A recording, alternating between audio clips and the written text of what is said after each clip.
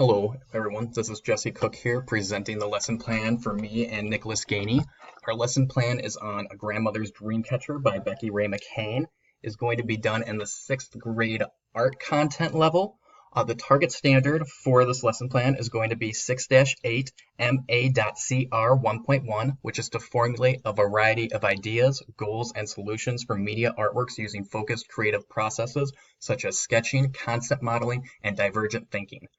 Our supporting standard is going to be ccss.ela/literacy.rh 6/8.7, which is going to be to integrate visual information in charts, graphs, photographs, videos, or maps with other information in print and digital text. And since this is going to be a lesson based in Native American understanding, we are going to use an OSEU standard as well, which will be OSEU standard 3.3, which is to recall the Oceti-Sakowee sacred sites, creation stories, and star knowledge, and describe how they relate to each other and how they are still used today on and off the reservation. At this point, we will begin class by asking them if they've ever had to pick something in their mind. Well, today, after reading Becky Ray McCain's book, I am going to have you do just that as a class. At this point, we will jump into the book, and the students will begin to read. They will use sticky notes to go through and describe visual imagery that they find in the book and mark it on the page so that they can come back to it and better recall the information easier.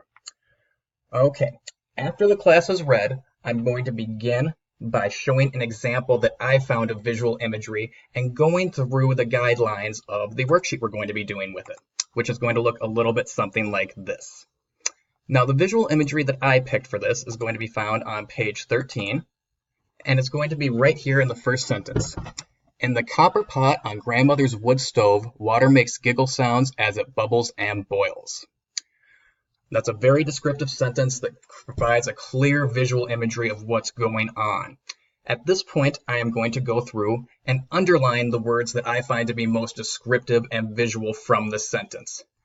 To an extent, copper and wood can be descriptors and visual, but what really makes this sentence stand out to me is the giggle sounds as it bubbles and boils. That giggle, bubbles, and boils is very descriptive as to what's going on in that pot at that point in time.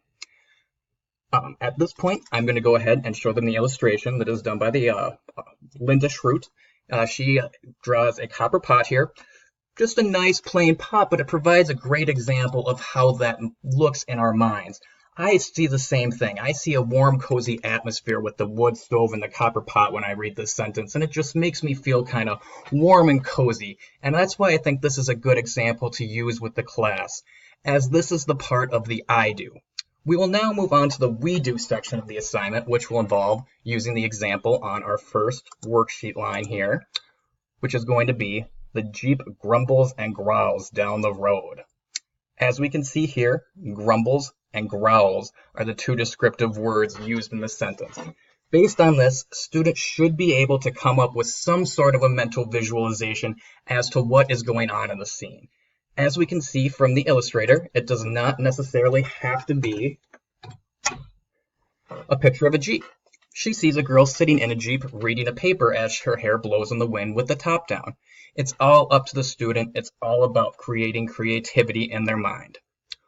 Once we have done the we do portion of this assignment, we will move on to the you do portion of the assignment, which the students will go through and finish the last two portions of the worksheet right here by picking out a phrase or a sentence, picking out the words that help them see, and then drawing their visualization.